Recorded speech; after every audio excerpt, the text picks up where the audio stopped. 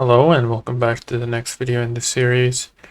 In this series we will cover the last basic construct for this programming series, and this is going to be an explanation of while loops. I'm happy to say that by learning this last concept you really have all the building tools to write complete programs. Anything else that we cover after this in other courses where we, for example, talk about data structures and algorithms, they're all built on top of all these basic constructs that we've covered until now. Before I continue to explaining while loops, after this specific video, I want to go into some programming exercises. And in order to do so, I wanted to ask for your opinion. Do you prefer to do coding exercises focusing on games? Are they more relatable? Or do you want more examples which include retail, like the one we did on Target, or something that we did on the grade books? Or some, like the example with the banking? Which ones are more relatable? Which ones do you enjoy more? Let me know in the comment so that when I design the exercises, it's something that you actually enjoy coding rather than being a burden, because that's important. All right, so with that being said, let's get into this last construct that we're going to learn. So today we're going to talk about while loops. What makes while loops different to for loops is, again, the use case of it. They can both do the same things, but while loops are used in scenarios where for loops may not work. So in order to showcase why we need while loops, sometimes up until now we've had, like, for example, a set of item prices and we had to go through them all and check the prices or do something. So we iterate through a list of things that we have and we make some decisions based on what we see. The best way that I can show you why we need while loops and how while loops are different to for loops is to show you an example. And we're going to go into World of Warcraft so I can give you some visual aid on understanding while loops. So here's that character that we created before. And as you can see, he's standing here not doing much. So what you can do in World of Warcraft, when you have your character, you can type in /dance and the character will start dancing, as you can see here. Now, until you type anything or until you move, the character will just keep dancing for as long as you don't actually touch anything. So it'll just keep dancing and it won't stop. So in this case, it's looping, right? The dance moves are just looping and looping, and they're not stopping until some point where we actually move our character. So this is, how would you do this with a for loop, right? Where you were iterating through a list and you knew when exactly to stop. Whenever you went through all the items in the array, you would stop, right? Or when you had an array of students' name, you would go through the array, and whenever you reached the end of the array, it meant that you can exit the for loop. But in this case, where this character is dancing, we don't want it to stop until the player moves the character. So if I start moving, he will just stop dancing, right? So we just, in this scenario where we want to keep doing something until something happens, a while loop is a good loop to use in this scenario. So let's go and try to write some pseudocode for this character dance. You're pretty much familiar with pseudocode at this point from all the previous videos. We're just going to mix a little bit of English with actual code to showcase the what kind of code we would write in Java and to understand the concept of while loops. So let's call this piece of pseudocode while dance, while standing for World of Warcraft, and we're going to define a boolean, and we're going to say, we're going to call this is dancing. And when we were inside the game, initially we weren't dancing, right? We were just standing normally. It wasn't until the character wrote /dance that the character started dancing. So what we're going to say is if player types /dance, what we're going to do is we're going to set the is dancing boolean to true.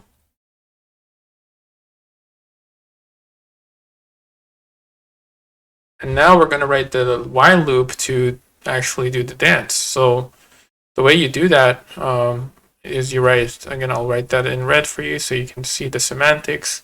So you write while, pretty simple.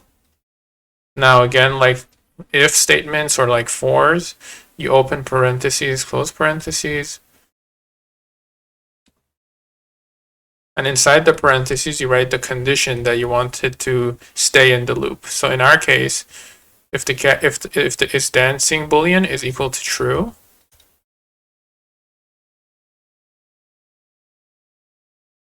so while this is dancing is true, we just want to go inside the loop and keep staying there. So we want to stay there. And so we're gonna, again, you need to, for the while loop, you need to open bracer and close bracer, and then let's write the code for it. So inside this while loop, we're gonna write dance.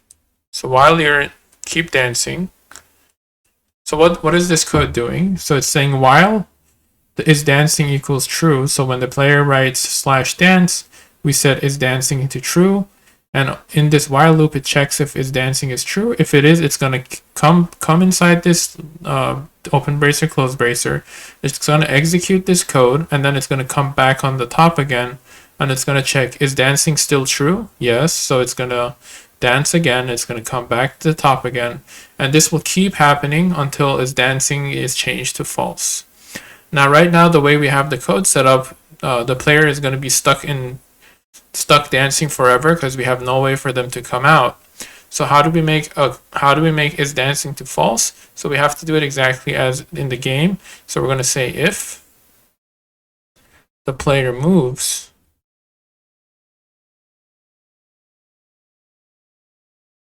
then we're going to open bracer, close. We're going to set is dancing to false. So if a player moves, we're going to set its dancing to false, and then the next time it comes back to the top, it's going to check if its dancing is true. This time it's going to see it's false, so it's going to exit the loop. Okay, so we won't be stuck in the loop forever. And this is an example of a while loop. It's actually it's a bit simpler to write than a for loop, because you just need to write while, put the condition in the parentheses, and then just open bracer, close bracer. It's a bit easier to write. The underlying concept is a bit different. But what is important to understand is you can also write any for loop with a while loop as well if you wanted to. And I'll show you an example so you can memorize it. So if you recall from our previous video, we had a for loop for setting all our shirt prices in Target to $55. And in order to do that, we had a for loop, and we started from 0.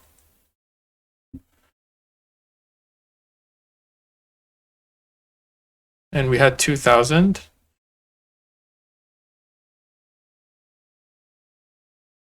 And we went through the shirts and we set the price to 55.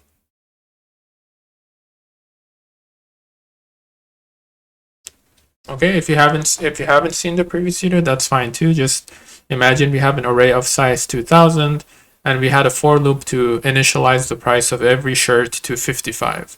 Now I want to show you doing this exactly with a while loop. So the way you do that, you say integer I equals 0.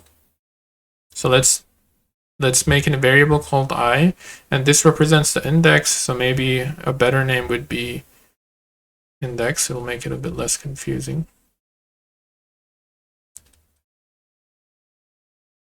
Now we write a while loop. Now the condition for exiting the while, you can think of it in two ways. The condition for entering the loop and staying in the loop is index, while index is less than 2000. So we want to give the shirts the price, but we only have 2000 shirts. So if the index goes above the 2000 shirts that we have, then we don't want to go inside the loop anymore. Then we want to set the same exact code, shirt prices I equals 55. And then we need to add 1 to the index.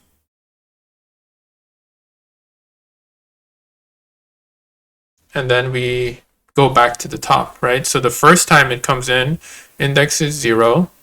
Is 0 less than 2000? Yes. So we come inside here. We set the first shirt price to 55.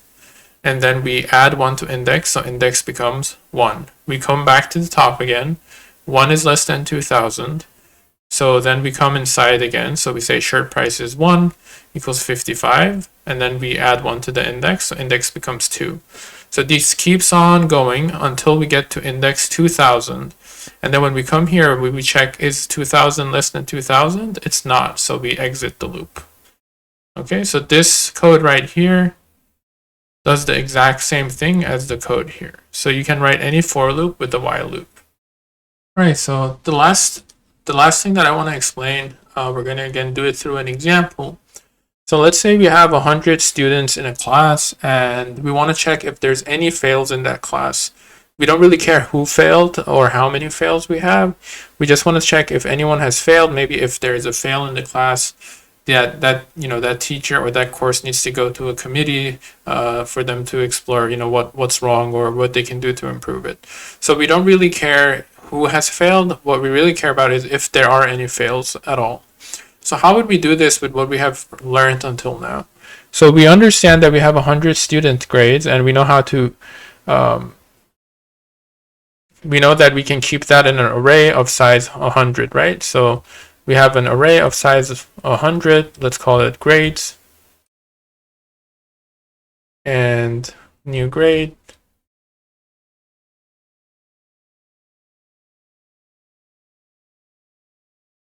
I forgot the array sign. So int grades equals new grades, and there's 100 grades in here. And let's say we've initialized it and there's a bunch of grades in here, okay? We're not going to do that here into safe space. So now we know about doing a for loop. So we want to go through the loops. We can do this with a for loop or with a while loop. We want to go through the grades, and if there's anyone below 50, for example, so we'll say below 50 is fail. If we find anyone below 50, it means we have a failure in the class. So I'm going to create a boolean called is there any fails? And initially I'm going to make it false. And let's make a counter to go through the grades to check if there's any fails in the class. So now I'm going to write a while loop just so we can refresh what we learned. And we say while the counter is less than 100, because we want to go through the class and see if there's any fails.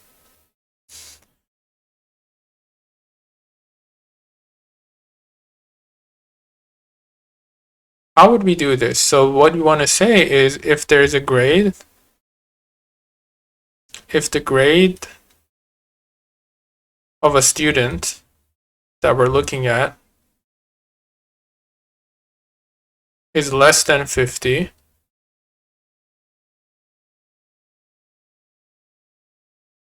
we want to set is fails to true. Give myself a bit more space.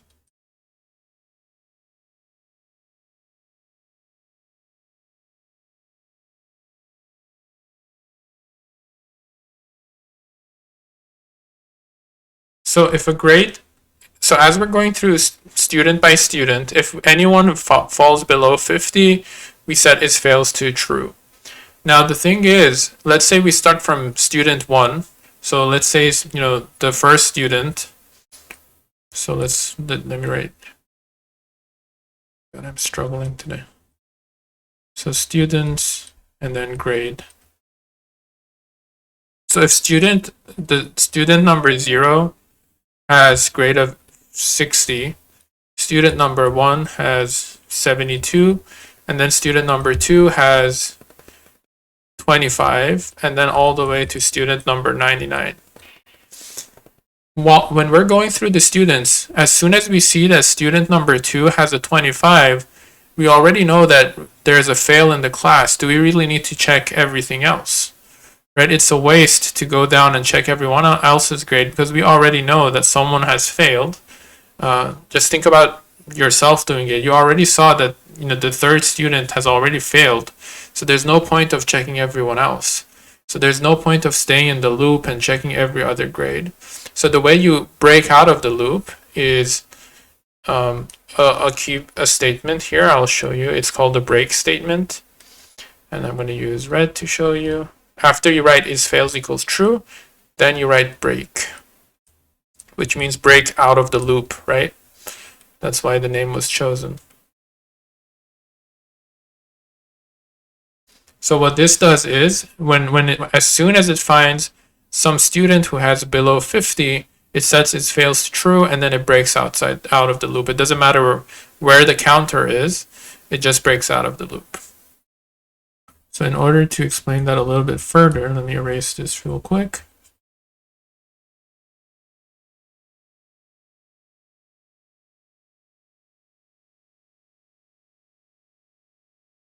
So there's two ways that you would break out of this loop. One is when the counter, so let me say 1, when counter is 100. So if we don't find anyone who has failed, the counter will keep going up. Oh, actually, see, I forgot to put the counter plus here. So counter plus. So what happens is if we go through all the students and no one has failed, we will keep adding 1 to the counter, and eventually the counter will be 100. 100 is not less than 100, so we exit the loop. Okay, so that's one way we would exit the loop. The second way is if we find, as soon as we find someone with less than 50 grade, so as soon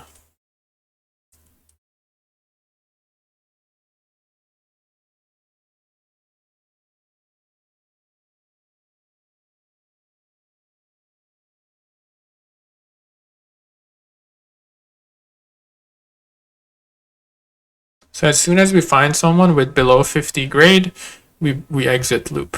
You don't need to check everyone after that, right? So that's two ways that we could exit the loop, and that's why we have the break statements. Sometimes we just want to exit the loop earlier without going through everything.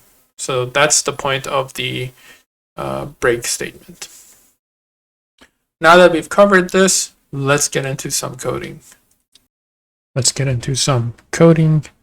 We're gonna write some code to calculate grades this time. Let's say we're designing an application for teachers.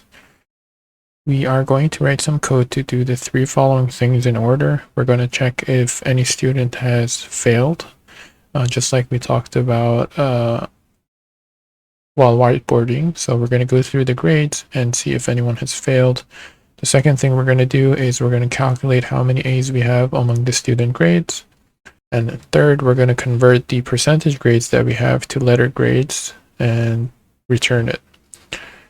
So I want you to think about this a little bit, maybe 5 minutes, 10 minutes, and think about how you would write the code for this. Think about what variables you would need to keep track of. If you want to take a crack at it, that's fine too. But then let's jump into actual coding it. All right, to get started, let's create a new project. We're going to go to new, and then we're going to go project, and we're going to choose Java, and we are going to go forward. I'm going to create a project from template. I'm going to choose the command line app, and let's give this project a name. We're going to call it, let's see, I'll call it school for now. And this is where I said you actually create your package. This time I'm going to change it to zip encode. This creates the initial package for us in the code. And again, packages are like folders where we kind of organize code. So I'm going to just use this window here, and we're going to get our project, and we can get started. So again, let's open our school project here. Let's open the source. Let's create a directory for tests. I'm going to call it tests, and it'll create a directory for us. And I'm going to right click on tests and then go mark directory as test source root. And this lets IntelliJ know that all our tests are going here, and it makes it a green color. All right, so now that we have that out of the way, we have the main class. So in order to do everything here, since we're managing grades, I'm going to actually create a class, and I'm going to call it a grade book. Right, so since we are working with a bunch of grades now that we have created the class, the thing that we need to keep track of is the grades in the grade book. So let's say we give a teacher a grade book, and they keep track of their students and their grade for that specific subject. So what we really need to keep track of is the grades of the student, and we can do that since we have multiple grades and multiple students in a class. We're going to store that in our array, and we're going to have a array of floats, since grades can, let's say the teacher actually curves to whole numbers for simplicity's sake, and we're going to have grades. And that's really all we need to keep track of for the specific functions that we have in mind. So now let's allow the teachers or our code to be able to create new copies of gradebook. And if you recall, we do that by creating a constructor which is a function with the same name as the class. And the input to create this class, to construct this class, we just need the list of the grades, the array of grades of the students. So we're going to write integer, an array of grades, and we can write open bracer, close bracer, and whatever grade that this teacher passes into this function, we will assign to our class variable here. So we're going to say this.grades equals the grades that the teacher passed in. All right, so now that we have our basic class set up, we can start writing our function. So the first one is we want to keep track of if there are any fails in our class. So let's say the committee has asked every teacher to let them know if there are any fails in their class. If there's even one, they want to review the teacher or the course or whatever. So let's create a function public, and we're only this function only needs to tell the teacher if there are any fails or not, so we can return a boolean saying true or false. So is fails exist? So is there any fails in the class? And do we need any input? No, we don't. We need the list of grades, but we already have the grades whenever we created the grade book, so we don't need to pass in the array again. So now what we need to do is go through every grade, make sure that all of them, there's no grade below 60. So the way we do that is we create a boolean, and we call this, we can call it this is fail in class, and we're going to set this to false. As far as we know, until now there isn't. So now we need to go through the code, and I'm going to use a while loop here. So I'm going to create an integer to go through the grades. So I'm going to call this grades index. I'm going to set this to 0, and we're going to do a while loop here, and we're going to say while grades index is less than grades.length. So we want to go through all the grades. However, if we find someone who's failed, we don't need to go any further. So if grades index is less than 60, then what we want to do is we want to set the is failing class to true, and then we want to break out of the loop. Okay, and then at the end, we return is failing class.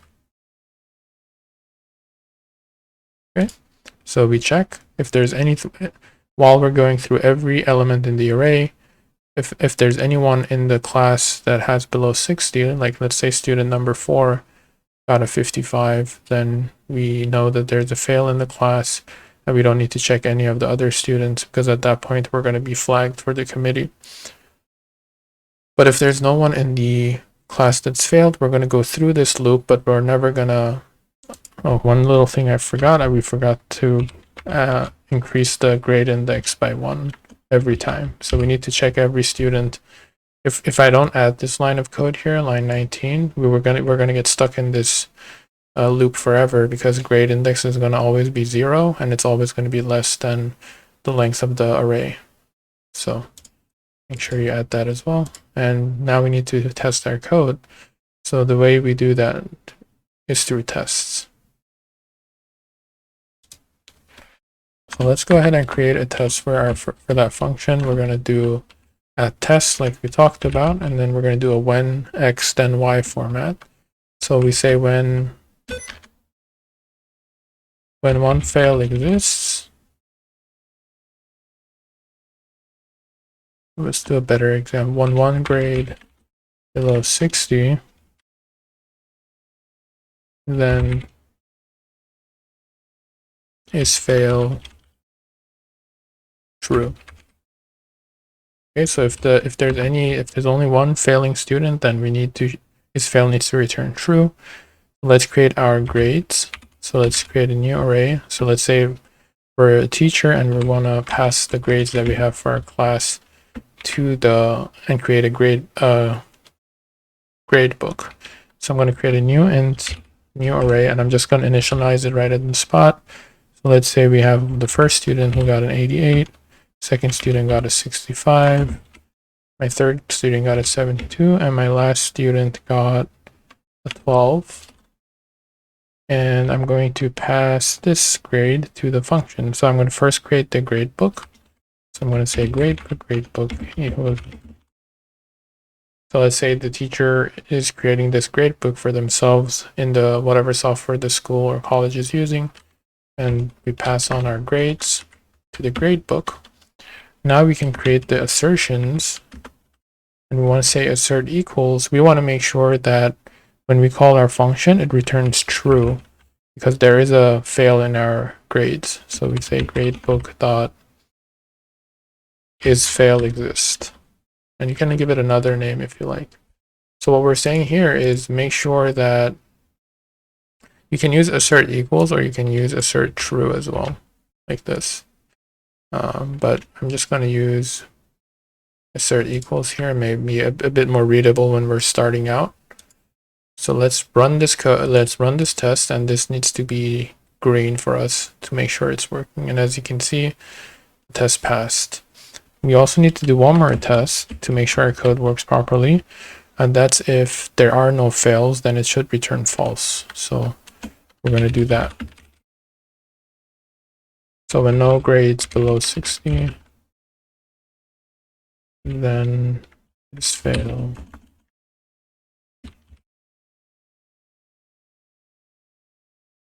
So again, we need to create a list of grades. Let's say this is a teacher in another class. So, and let's do 79, 89, 61. So as you can see, we have no fails here. So let's create a grade book for this teacher and pass in the grades for his or her class. And now let's create an assertions, assert equals. This time we're expecting it to be false because there are no fails. Let's call our function. And let's see if it works.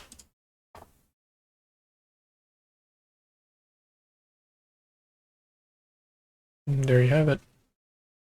And let's move on to the next function, which was how many students have gotten A's in the class. So in order to do that, we need to write our next function, and let's call it public. And we're returning the number of students who have gotten an A, so we're returning an integer. And let's call it calculate number of A's. And we don't need any input because we already have all the grades, so we don't need that. And now we need to keep track of how many A's we have, so we're going to create a variable for that. And we're going to call it maybe A count, and I'm going to initialize it to 0 because we haven't checked the grades yet. So at this point in time, we have 0 A's.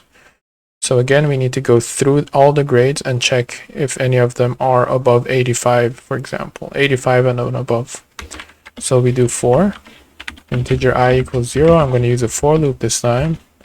I less than the grades dot length, because we need to check every grade, and then increment I one by one as we go through the array. Now all we need to check is if the grade at position I is bigger or equal to 85, that means we got an A. So therefore, what we're going to do is we're going to add 1 to A count every time we see a grade which is bigger than 85. That's literally all we have to do. Just keep going through all the grades. If we see a grade bigger than 85, we just increment the A count by 1, and then at the end, we're just going to return it. Alright, so now let's test this one out as well, so you make sure that it works properly. So we're going to write a test, public void again. When two got above 85, then A count is 2. As you can see, we're writing really descriptive names for the test. So later on, when you're looking at the test or another developer is looking at the test, they know exactly what's going on and what needs to work. So that's why I'm writing descriptive names and thinking about them a little bit. So I'm going to write, again, let's create a bunch of grades to test this out. So we're going to say, so we need 2 students who got above 85. So let's say the first one got 70. The second one got 65. And let's say the third one got 88. The fourth one got a 56. And the fifth one got a 92. So at this point, let's do the gradebook, new gradebook, pass in our grades for this class. As you can see, we only have 2 grades above 85. So we should get, the number of A's we should get is 2. So let's do assertions, assert equals. We're expecting the result to be 2. And now let's call our function. Not is fails exist. We already know that works because we have the tests. We're calling calculate number of A's. And now let's run our test, make sure it works. And as you can see, everything works perfectly. The only other test I think which makes sense is when we don't have any A's, it should return 0. So when no one above 85, when no grade above 85, then A count is 0. It's 0. So now let's write the test for this one. Again, let's create some grades. And let's say we have some really high grades here. So 90, 95, and 100. Oh, whoops, we're supposed to not have above 85. So 70, and then 75, and then 84. And then let's create a gradebook for this class. Pass in the grades for this class. Okay, now we need to do an assertion. We want to assert that the result's going to be 0 when we call our function. So gradebook dot calculate number of A's, and here we have it. Okay, so let's run this. Make sure this works as well. And to make sure, let's just run all the 4 tests that we have. And we see, wow, okay, all of our code is working. We're happy. And now let's run the last function, which is a bit more difficult. In the comment section, we want to convert the grades into letter grades. Now to keep it simple, we're going to do 2 things. So above 85, we'll consider an A. And then between 60 and 85, we'll say it's a B. My bad here. And then anything below 60 we'll say is a fail. Okay, we're going to keep it simple. So what we're going to be returning in this function is all the letter grades for the students. So what we're returning here is an array of strings, and then we're going to call it calculate letter grade. And we already have the grades of every student, so we don't need an input.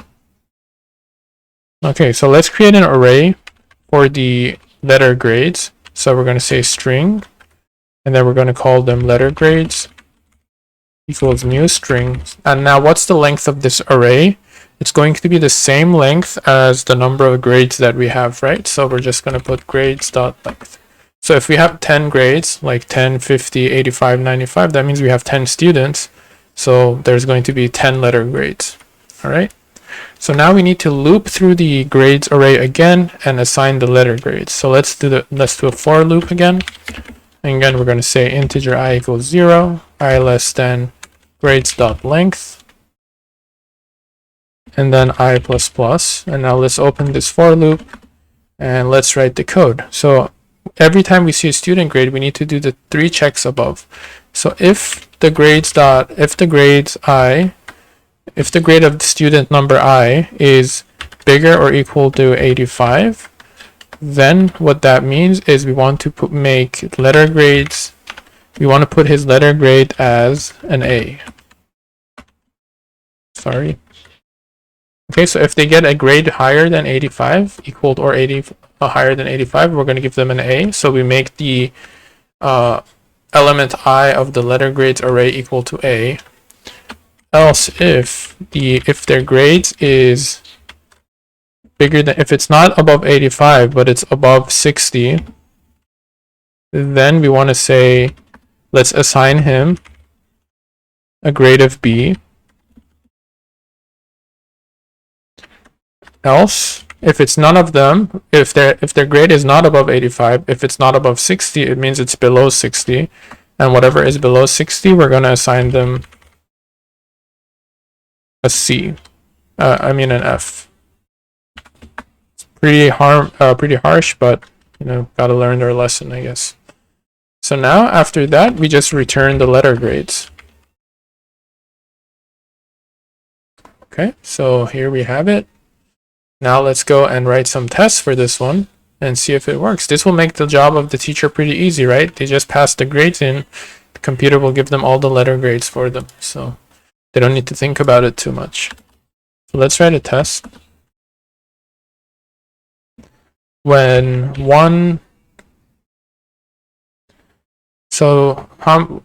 There's a few ways we can do this. So we can say when all 85s, when all grades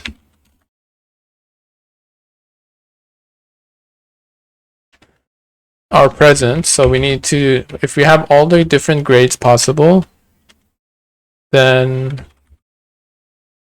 get 1A, 1B, and 1C. We can think of better tests, but I don't want to make this video too long. So I just want to test that if we get one grade higher than 85, one grade between 60 and 85, and one grade less than 60, that we get an A and a B and an F. And so we make sure that we test all of our code. So let's create our grades.